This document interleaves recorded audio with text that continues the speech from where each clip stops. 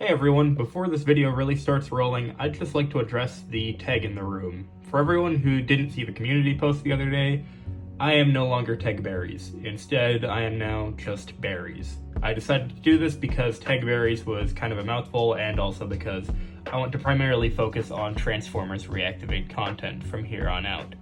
Thus, the new profile picture. Shout out to SuperSourLemons for making it, his channel will be linked in the description. Now that that's out of the way, we can begin the Q&A. Our first question is from Renji's Universe, who asks, you think the Maximals and Predacons really have a shot at making it into this game? So the obvious answer is yes. Hasbro have been banking on Beast Wars nostalgia. We just got Rise of the Beasts, for example. So we can expect to see them in the game.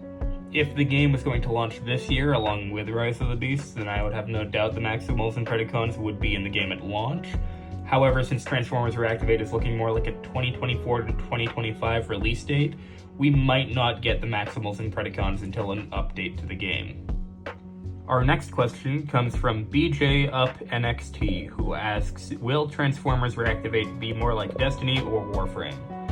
So from what I can tell, the most in common Reactivate will have with Destiny 2 is its shared world mechanic, where players can be in the same place but not be doing completely different missions, and will be able to interact with each other.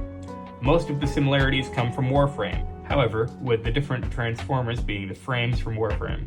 Warframe is also a third-person shooter with melee mechanics similar to Transformers Reactivate. Our third question comes from Dan the Man 3546. Will we be able to create our own characters or alternatively recruit underutilized bots from the source material that we can customize? So the last I heard from reliable sources is that you won't be able to create your own character like there is in Fall of Cybertron, for example, which is very disappointing because that is one feature I was really hoping would come back. However, what you can do is customize pre-existing characters like Bumblebee or Ironhide. There's actually a reason why I think character creation won't be in Reactivate.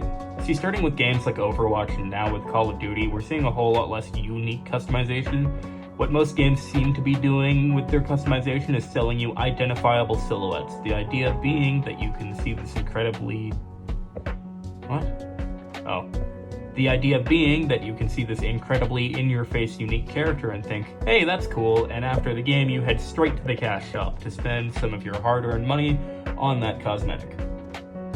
It's a practice that I don't really agree with because it incentivizes designers to make over-the-top designs that don't necessarily fit the look of the game to increase profits.